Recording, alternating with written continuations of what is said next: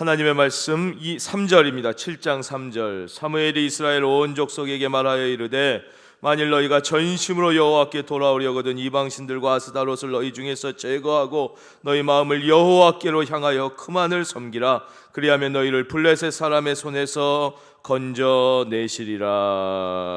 그래서 앞을 봐주시면 감사하겠습니다. 어제 아시안컵 결승전이 있었습니다. 대한민국과 이제 호주가 결승전에 붙었어요. 우리 선수들이 너무너무 잘 싸우고 정말 옛날에 그 2002년도 히딩크 감독이 이끌었을 때 한국 선수들을 다시 보는 듯한 철저하게 뛰고 이 경기장 전체를 쉬지 않고 뛰어다니면서 멋진 아주 수준 높은 경기를 보여주었습니다. 아주 호주와 거의 대등한 경기를 했는데 실력이 어디가 우선했다기보다는 승운이 조금 호주에게 더 있지 않았나 생각할 정도로 잘했어요. 우리나라 축구를 말씀드리자면 우리나라가 지금은 세계 최고인 이 유럽 무대, 영국과 스페인, 이 독일 무대에 뛰는 선수들이 많지만 그전에는 그런 선수들이 거의 없었습니다. 차범근 선수 몇십 년에 한 명 나온 거고, 그렇죠? 그리고는 우리 허정무 선수 같은 분도 큰 리그는 못 뛰고 네덜란드라는 그 유럽이지만 약간 이류 리그에서 뛴 것이 다였었습니다. 근데 2002년 이제 우리 월드컵을 준비하면서 히딩크라는 감독을 우리가 모시게 되는 것이죠. 왜 우리가 그렇게 됐느냐?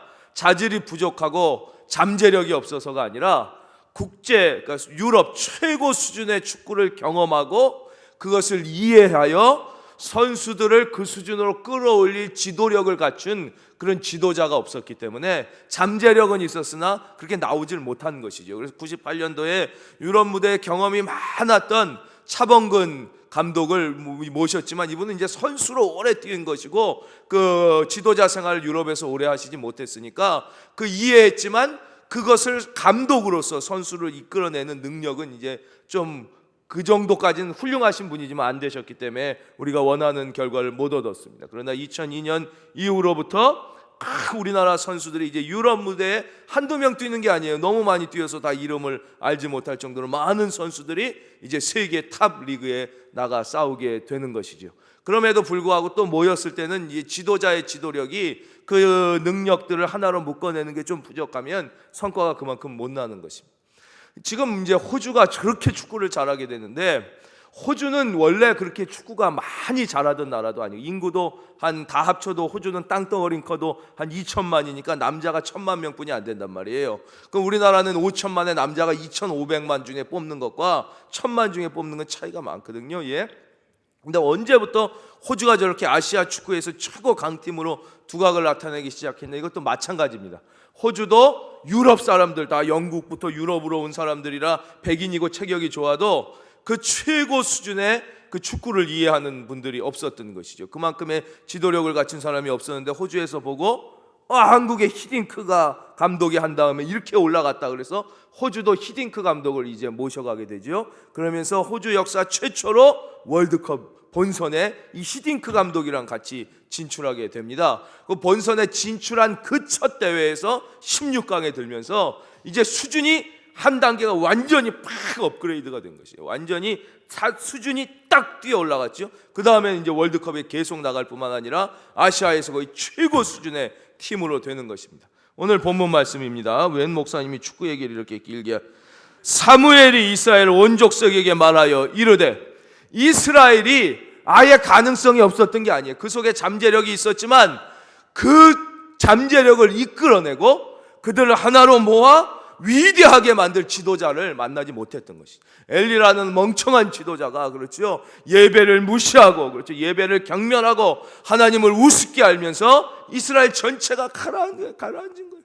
그렇게 되니까 사람들 생각이 잘못되기 시작하면서 하나님 앞에 순종하고 예배하고 그렇죠. 하나님 말씀을 따르는 게 아니라 어떻게 하나님을 이용해 먹을까? 하나님을 내 마음대로 이용해서 이길 수 없을까? 그래갖고 블레셋과의 전쟁에 하나님을 이용하고자 했다가 완전히 망하게 됐는데 다시 사무엘이라는 그렇죠? 걸출한 지도자, 소망과 희망의 지도자가 나타나면서 이스라엘의 가능성이 다시 일어나기 시작하는 것입니다. 4절, 이에 이스라엘 자손이 바알들과 아스다롯을 제거하고 여호와만 섬기니라 그랬어요. 이 앞을 봐주십시오. 바알은 남성 신의 대표예요.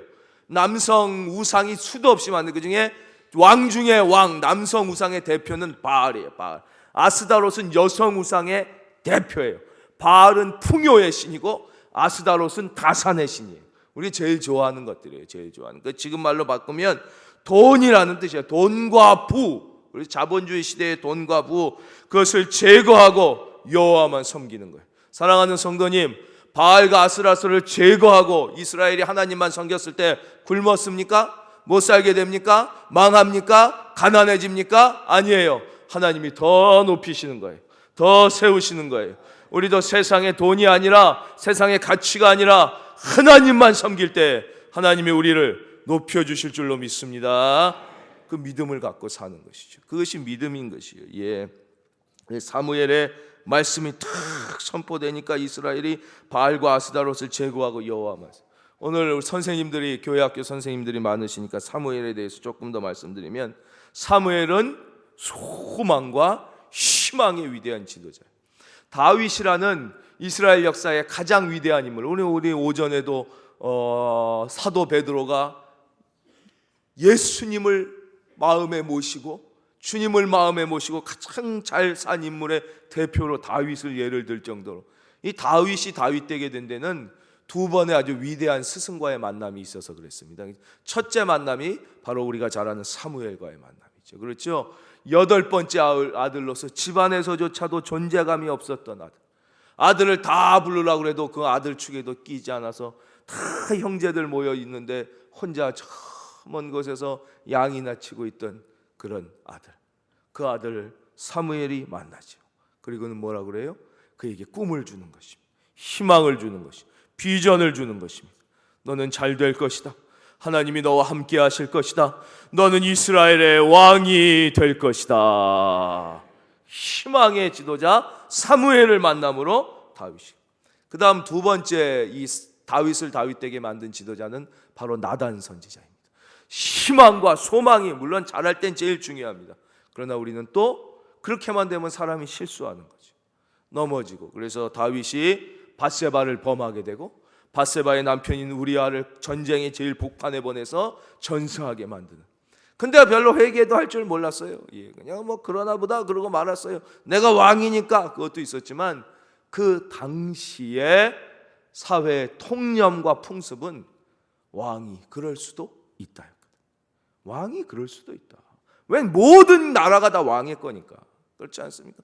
그럴 때 바로 이 황제 앞에 절대 권력. 그때 다윗은 우리 조선의 임금 정도가 아니라, 전에도 말씀드렸지만 명나라 황제 수준이란 말이에요. 당나라 그 제국의 왕이었어요. 제국, 조공을 받던 제국의 왕, 절대 권력 다윗에게 나단 선지자가 가잖아요.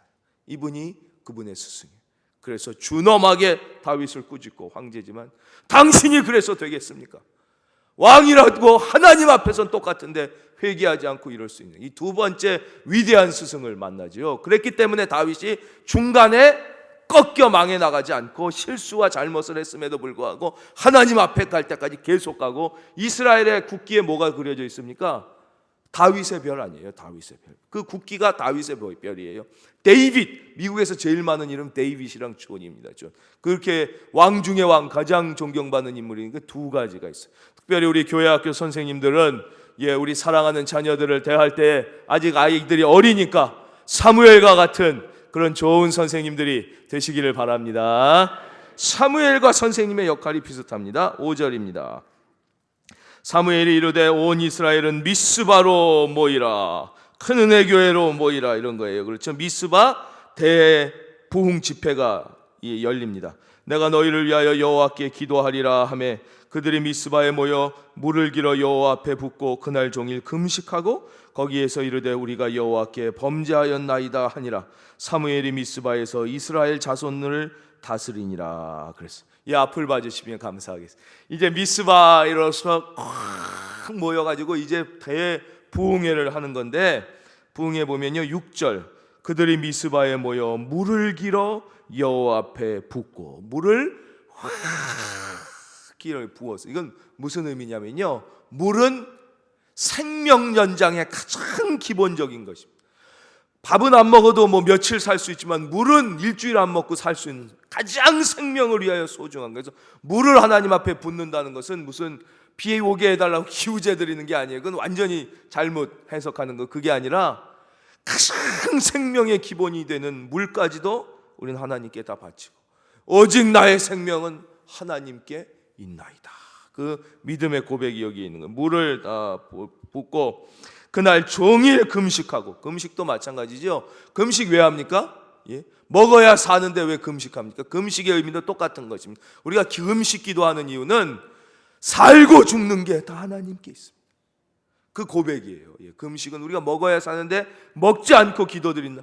저의 모든 이스라엘에 살고 죽는 것이 오죽하니 하나님께 있습니다. 그러면서 이제 이렇게 아주 큰 부흥회가 일어나는데요. 그 부흥회가 일어나기 위해선 3절, 예, 다시 앞으로 돌아갈게요. 너희 중 이방신들과 아스다롯을 너희 중에서 제거하고 너희 마음을 여호와께로 향하여 그만을 섬기라. 이 사무엘의 가르침이 있었기 때문에 이들이 이제 미스바로 쫙 모이게 된 것입니다. 여기서 우리는 이제 선지자의 역할에 대해서 한번 깊이 생각해 볼 수가 있어요. 선지자 그러면 예언자가 전에도 말씀드렸지만 하나님의 말씀을 맡아서 전하는 자예요. 그럴 때는 미래를 예견하는 말도 물론 있습니다만 예언자의 본질적 사명은 오늘 본문에서도 보시다시피 미래를 예측하는 것보다는, 그게 없다는 것은 아닙니다. 훨씬 본질적 사명은 뭐냐? 하나님의 백성, 우리 신약 시대의 말로 바꾸면 하나님의 자녀들을 하나님께로 돌아오게 하는 것. 하나님께로 돌아와 미스바에서 뭐 했어요? 예배드리게 하는 것. 하나님께로 돌아와 금식하여 기도하게 하는 것. 그것이 선지자의 가장 주된 사명이었다는 것이죠. 그때 우리 사랑하는 선생님들의 주된 사명이 무엇입니까? 똑같은 것이죠. 그래서 우리는 하나님 앞에 존귀한 사명, 교사의 사명은 천사도 흠모하는 존귀한 사명인 줄로 믿습니다. 똑같은 것이죠. 예, 우리 사랑하는 하나님의 자녀들을 어떻게 해야 돼요? 세상에서 하나님 앞으로 돌아오게 하는 거예요. 돌아와 하나님 앞에 예배드릴 수 있도록 하는 것, 그것이 사무엘의 사명이었고 선지자의 사명이었고 오늘날 바로 하나님의 교회 학교의 선생님, 그렇죠. 물론 모든 주의 종 사명이 똑같은 것입니다. 예, 다 영혼을 섬기는 그룹장님들, 셀 리더들 다 똑같은 사명이죠. 그렇죠. 그 사명을 우리에게 주신 거예요. 그래서 이 신약 시대에 영혼을 섬기는 사명은 바로 선지자적 사명이라는 거 우리가 알아야 돼요. 나에게 셀 리더의 소명을 주셨을 때, 그룹장의 소명을 주셨을 때, 교회 학교 교사의 소명을 주셨을 때, 이 월급도 안 주는 건데 월급을 안 받고 하니까 그게 귀한 것이죠. 그렇죠? 그 상급이 훨씬 큰 거예요. 그게 귀한 것이에요. 귀한 것이. 그것은 진심을, 우리 에듀투게더 선생님들이 왜 과외학교 선생님들보다 존경받아야 됩니까? 자기 걸 그대로 드리니까 그게 감사. 그렇죠? 그걸 우습게 생각하시면, 물론 그런 분이 없으시겠지만 생각하시면 안 돼요. 이건 먹고 사는 세상 직업이 우선이지 교사야 뭐 그냥 내가 이렇게 하라고 그러니까 하는 거예요. 절대 그렇게 생각. 이것이 하나님 앞에 평가되는 건 이거 하나. 영혼을 어떻게, 선지자적 사명이에요. 따라하겠습니다. 나도 사무엘이다. 예, 우리가 부족해서 사무엘처럼 위대하진 못하지만 그런 사명을 갖게 됩니다. 그래서 부흥회를 했더니 무슨 일이 일어납니까? 7절.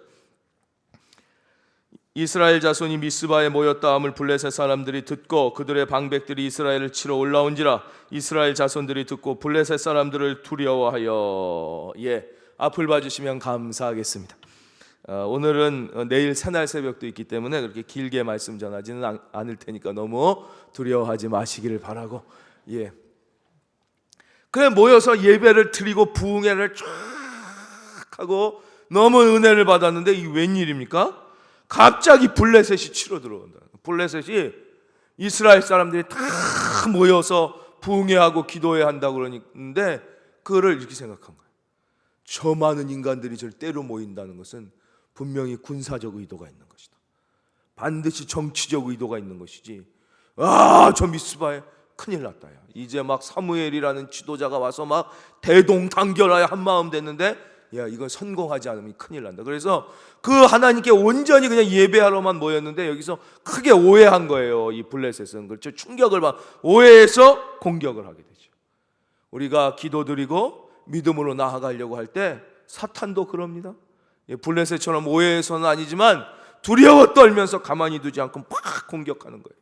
아, 이거 예배 드렸는데 블레셋의 공격받고 이게 뭡니까? 그렇지 않습니다. 이것은 공격을 받아서 어려워지는 게 아니라 오히려 이 일로 말미암아 하나님의 살아계심, 하나님이 나와 함께 하심, 하나님이 나를 도와주심을 경험하게 되는 거예요. 경험하게 되는 거예요. 사랑하는 성도님, 낙담하지 마시고 낙심하지 마시고 두려워하지 마시고 기도하시기를 바랍니다. 그러면서 우리의 믿음이 성장하고 하나님과의 동행을 경험하게 되죠. 8절입니다. 이스라엘 자손이 사무엘에게 이르되 당신은 우리를 위하여 우리 하나님 여호와께 쉬지 말고 부르짖어 우리를 블레셋 사람의 손에서 구원하시게 하소서. 그랬어. 예, 우리 다 같이 고백하겠습니다. 쉬지 말고 기도드리자. 쉬지 말고 기도드리라는 말, 쉬지 말고 기도하라. 이건 물론 쉬지 않고 기도해야 되죠. 그 속에 담겨져 있는 또 깊은 의미는 무엇이냐? 낙심하지 말고 기도하라는 거예요. 우리가 기도드리거나 믿음 생활을 할 때 이렇게 난데없이 내가 믿음으로 열심히 살라고 그러는데 블레셋이 침공하는 것 같은 공포의 일이 다가올 때가 있다는 거예요.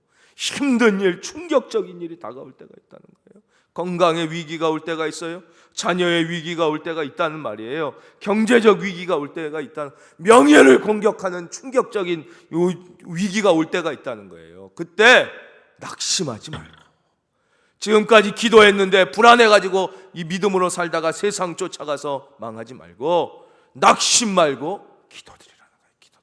사랑하는 성도님, 2015년 어떤 일이 있어도 낙심하지 말고, 예, 우리 같이 한번 고백하겠습니다. 낙심하지 않으리라, 쉬지 않고 기도하리라. 그럼 반드시 승리하는 거예요. 반드시 승리하고 이런 하나님의 영광을 경험하게 되는 거예요. 우리가 문제는 낙심해서 기도를 포기하고 낙담하여 믿음의 자리에서 떠날 때 무너지게 되는 것입니다. 9절입니다. 사무엘이 젖 먹는 어린 양 하나를 가져다가 온전한 번제를 여호와께 드리고 이스라엘을 위하여 여호와께 부르짖음에 여호와께서 응답하셨더라. 조금 어려운 말씀을 드리자면 여기서 젖 먹는 어린 양, 누구 생각나세요? 그렇죠, 예수님 생각나시죠? 그러니까 8절, 이스라엘 자손이 사무엘에게 이르되 당신은 당신 자신을 위해서가 아니에요, 우리를 위하여 기도해 주십시오. 그걸 무슨 기도라고 그러죠? 그렇죠. 이야, 정말 우리가 금요일날 중보 기도 사역, 그게 바로 중보 기도죠.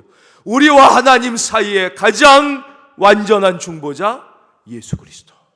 그러니까 구약을 잘 깊이 들어가면 이 구약의 모든 말씀 가운데는 예수님에 대한 예표가 있다는 것이 우리가 그곳에서 이제 발견하고 오늘, 바로 이 8절은 중보자 되신 예수님, 그렇죠? 9절은 뭐예요? 어린 양이 번제물로 죽었어요. 바로 속죄제물, 우리를 위하여 십자가의 속죄제물을 죽으신 예수님. 그랬더니 어떻게 돼요? 여호와께서 응답하셨더라. 바로 중보와 속죄가 있을 때 하나님의 강력한 응답이 임하는 것이죠. 그래서 우리는 예수님의 이름으로 기도드렸습니다 하면 그 예수님의 이름 안에 뭐가 있어요? 가장 위대한 중보와 가장 위대한 속죄가 있어요. 예수님의 이름으로 기도하십시오. 하나님이 응답하실 줄로 믿습니다. 그래서 우리는 반드시 예수의 이름으로, 그 속에 중보와 속죄가 있기 때문에 기도드리는 것입니다. 10절, 사무엘이 번제를 드릴 때 블레셋 사람이 이스라엘과 싸우려고 가까이 오매 그날에 여호와께서 블레셋 사람에게 큰 우레를 발하여 그들을 어리지겁게 하시니 그들이 이스라엘 앞에 패한지라. 뭐 한 것도 없이 여기는 그냥 하나님이 직접 지십니다. 그래서 이스라엘의 전쟁을 보면 하나님께서 작전을 가르쳐 주시는 경우가 있고, 하나님께서 반 도와주시고 작전을 가르쳐 주시는 경우가 있고, 그렇죠? 이렇게 그냥 완전히 이거는 천재지변으로 하나님께서 도와주시는 경우가 있는데, 이때는 초창기니까, 그렇죠? 아직 이스라엘이 군사적으로 준비할 기간이 없고 이럴 때는 하나님이 이렇게 도와주시는 거예요. 그래서 승리한 거예요. 그러나 한번 이렇게 이겼다고 그 다음에 군사를 안 키우면 안 돼요. 그게 이제 우리가 신앙생활의 성장이냐 멈추느냐를 결정하는 거예요. 우리가 위기에, 사업이 망하게 됐어요. 막 부르짖었어요. 진짜 그 하나님이 살려주셨어요. 기적적으로. 그럴 때가 있어요, 하나님이. 예. 그런데 기도하니까 살려주시더라고요. 그래서 그 다음에도 방만한 경영을 계속하는 거예요. 그 다음에 이제 준비를 해야 되는 거거든요, 이땐. 그렇죠? 예. 이때는 왜 하나님이 우레로 싸우지도 않는데 이기게, 이스라엘이 이제 다시 모여서 이제 하나님 앞에 예배들, 군사적으로 준비할 상황과 여건이 안 됐을 때 위기가 오니까 확 도와주시지만, 그 다음에 준비가 될 수 있으면 군사적으로 준비를 해야 돼요, 자기가. 근데도 기도하니까 도와주시는 거예요. 막 방망경영하고 막 하다가 두 번째 또 망하게 돼요. 예. 그러면 저번에 도와주셨으니까 막 기도하자 그랬는데 망하면, 에이, 저번에도 우연이었구나. 그것도 우연의 일치였지 하나님이 도와준 게 아니구나. 이래가는 건 아주 믿음 생활을 잘못하는 것이죠. 그렇죠? 하나님께서 준비하게 할 땐 준비. 건강도 마찬가지입니다. 우리가 자기가 물론 건강을 잘 관리해도, 저도 건강 관리 전혀 못하지만 위기를 당할 수가 있어요. 그때 기도해서 하나님이 고쳐주셨을 때는 이제는 하나님이 도와주셨으니까 내가 먹는 것도 조심하고 운동도 좀 하고 이렇게 좀 과로도 조심하고 관리를 해야겠다, 이렇게 하면서 기도를 드려야 되는데, 하나님이 고쳐주셨구나. 이제 막 살아, 그냥 막 먹고 막 하고 그 두 번째 병 덜컥 걸린. 기도해도 왜 안 낫냐? 그때도 우연이었고. 그건 아니에요. 예. 그래서 하나님께서 이렇게 우레로 도와주실 때, 이 다음부터는 준비해야 됩니다. 준비해야 돼. 왜냐? 준비할 기간이 있으니까. 그렇죠? 그렇게 되는 것입니다. 그 다음 11절입니다. 이스라엘 사람들이 미스바에서 나가서 블레셋 사람들을 추격하여 베데라에 이르기까지 쳤더라. 화면 보겠습니다. 12절 다 함께요. 시작.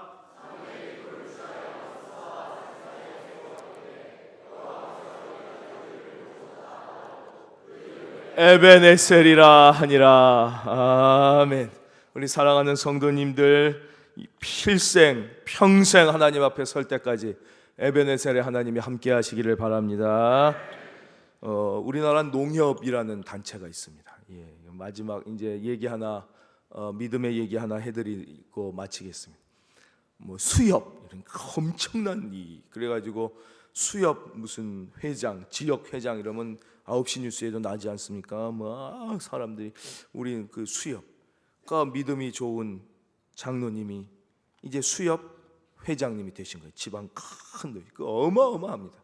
그런데 수협은 아시겠지만 특별히 뱃사람들은 미신이 어마어마합니다. 그러니까 배마다 고사를 한다고 돼지 머리를 다 잘라놓고 다 막 거기 절하고, 그건 당연히 하는 거예요, 당연히. 근데 그거를 또 다 수협 예산으로 한대요. 그 예산만 몇십억이 든답니다. 예, 그 고사하는 예산만 엄청나게. 장로님이 이건 안 된다. 내가 하나님 믿는 사람인데 이건 안 된다. 이거 돈도 수십억이 쓸데없는데 나가고 이게 어떻게 있을 수 있느냐. 사람들이 말을 듣습니까? 다 들고 이런 난리가 나는 거지. 무슨 얘기냐 이거 안 하고. 장로님이 그러셨대요. 나 있는 동안은 절대 안 된다. 대신 약속하자. 이번 1년 고사 안 드리고 내가 기도 드릴 테니까 나가서 작년이나 재작년이나 10년 동안 평균 있는 사고보다 더 사고가 많이 나거나 더 수확량이 적으면 당장 내년부터 고사해라. 그러나 이 올해 나가서 사고가 확 줄고 수확량이 훨씬 많으면 그때는 나의 임기 때까지는 절대 고사하지 않겠다. 얼마나 하나님 믿고 큰 소리. 우리 사랑하는 성도님, 믿음으로 큰 소리 치시기 바랍니다. 그 믿음의 삶이 나 믿고 큰 소리 치지 말고, 예, 그게 믿음으로 큰 소리 치는 거예요. 예. 어떻게 될게요?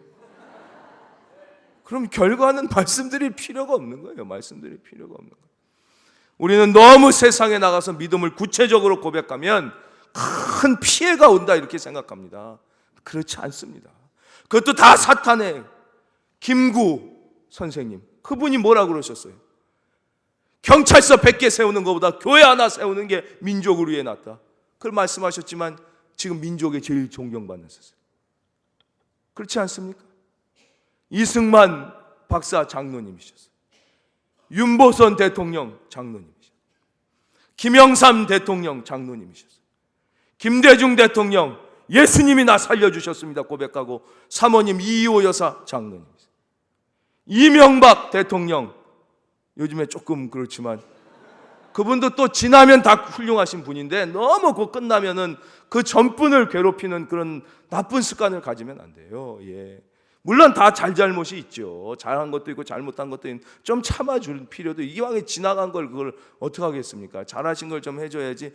왜 우리는 링컨 같은 대통령이 안 나오냐고 그러는데요. 미국 역사에도 링컨 한 명입니다. 미국의 대통령이 몇십 명 나오는데 한 명 나왔어요. 한 명. 그런데 우리 이제 대통령 뭐 10명인데 벌써 그런 대통령이 이렇게 쑥쑥 나오는 게 아니에요. 예. 좀 기다릴 줄도 알고 그래야지. 그걸 너무 세상 사람들은 그럴 수 있지만 성도들조차도 그러면 그거는 좀 우리가 더 이렇게 성숙해야 되지 않나. 그렇지 않겠습니까? 예. 그분도 그러니까 우리나라 역대 대통령 가운데 우리 예수 믿는 분이 한 20에서 25%예요. 장로님이 몇 분 되시게. 신앙 고백해서 딱 손해봤으면 어떻게 대통령이 그렇게 많이 나왔겠어요? 그렇죠? 그렇지 않은 거예요. 다 우리가 그것도 다 스스로 겁먹고 두려워하고 세상 가운데 믿음 고백 솔직하게 하지도 못하고 예수님 증거하지도 못하고 그렇게 살면 잘 살아서 또 뭐하고 그렇게 성공해서 하나님 앞에 무슨 의미가 있겠습니까? 우리 좋으신 하나님은요, 하나님을 신뢰하고 하나님을 증거하고 믿음을 고백하는 자를 절대 외면하지 않습니다. 망하게 하지 않습니다. 좋은 일이 이번 한 주에도 많이 일어날 줄로 믿습니다. 마틴 루터가 종교개혁하기 전에 이 보헤미안이라는 사람이 있었어요. 그런 노래 많이 들어보셨죠? 보헤미안 랩소디. 보헤미안은 지금의 체코 사람을 얘기하는 것입니다. 그 보헤미아 체코에 존 후스라는 위대한 종교개혁자가 일어나서 체코의 종교개혁의 바람이 불기 시작하면 오직 말씀, 오직 믿음으로 살리라는 사람들이 체코에서 일어나게 되는데 당시 로마 가톨릭의 압제가 너무 심한 바람에 이분들이 다 흩어지게 돼요. 그랬다가 다시 마틴 루터가 종교개혁을 일으키면서 100년 후에 다시 모여서 믿음으로 살고 복음을 증거하는 분들이 있었는데 이분들이 바로 모라비안 형제단이었다는 거예요. 이 젊은이들이 그 가운데서도 요동하지 않고 기도하고 찬송하는 모습에 감동과 함께 부끄러움을 느낍니다. 나는 이게 뭔가? 나는 어떻게 이것뿐이 안 되는가? 그래서 이분이 그게 거기서 크게 깨닫고 다시 영국으로 와가지고 제2의 영국의 종교개혁을 일으킨 게 바로 우리나라에도 거의 200만 성도님이 계시는 감리교가 거기서 시작된 것 아닙니까? 예. 그럼 어떻게 우리가 이 다윗처럼 요동하지 않을 수 있느냐? 비결은 하나예요. 주만 바라보는 거예요. 주만 바라보는 거. 이 요동할 수밖에 없는, 텔레비만 틀면 요동할 얘기가 나오고 사람만 만나면 우리를 요동하게 하고 마음을 격동시키는 이 세상 속에서 어떻게 요동하지 않을 수 있느냐? 주님을 바라보는 것이죠. 주님을, 하나님의 능력의 손을 바라보면 두려워하지 않고 요동하지 않을 수가 있는 것이에요. 예. 김연아 말씀드려야 되는데 빨리 드리겠습니다. 우리가 뺑뺑뺑뺑 돌면 어지러워요.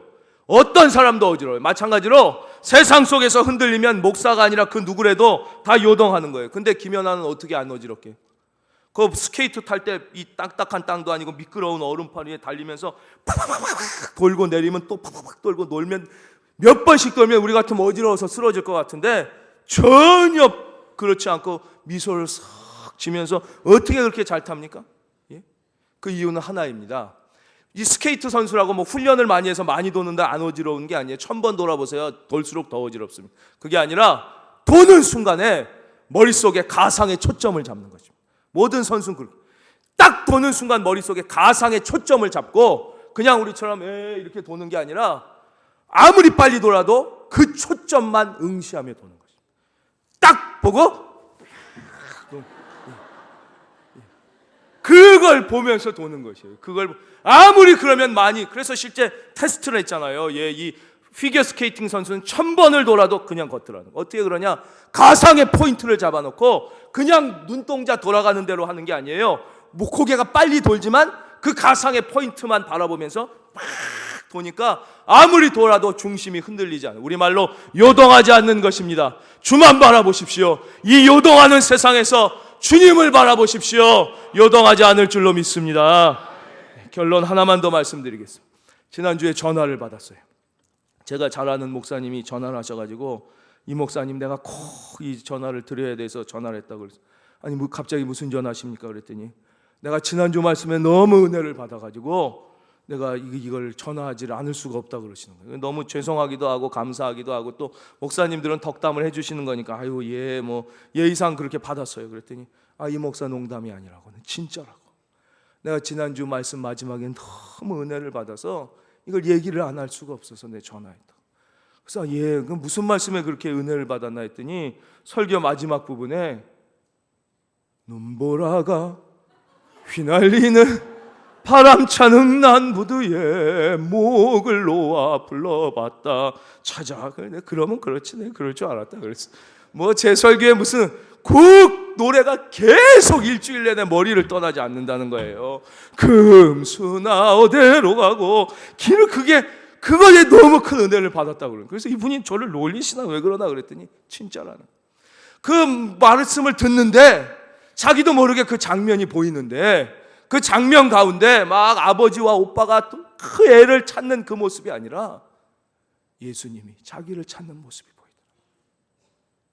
죽을 수밖에 없는 자기를 구원하려고 내가 주의 이름을 불러 구원받은 게 아니라 나로 주의 이름을 부르게 하려고 주님이 나를 그렇게 찾아 그 헤매이면서 나를 하나를 구원시키려고 부르는 주님의 모습이 자기 보였다는 거예요. 자기가 가요에서 큰 은혜 받았다는 거예요. 그러면서 내가 너무 요즘에 목회가 힘들고 너무 이게 안 되고 성도님들을 봐도 사랑의 마음이 내가 나오지 않고 너무 힘들어서 어떡하나 그랬는데 나를 구원해 주신 주님 바라보고 너무 용기를 얻어서 내가 이 목사님 너무 고마워서 제가 한 게 전혀 아닌데도 내가 전화 안 할 수가 없었다. 사랑하는 성도님, 우리가 어떻게 구원받았습니까? 나를 구원하시기 위하여 주님이 이 땅에 오셨고 그 고난을 당하시고 십자가를 지시고 부활하시고 그 딸을 살리기 위하여 헤매이는 아버지처럼 나를 구원하시기 위하여 헤매어 나의 영혼을 잡고 오늘 이 자리에 나를 불러주신 줄로 믿습니다. 이번 한 주 그 구원의 감격이 회복되는 행복한 한 주, 능력 있는 한 주 되시기를 예수님의 이름으로 축원드립니다.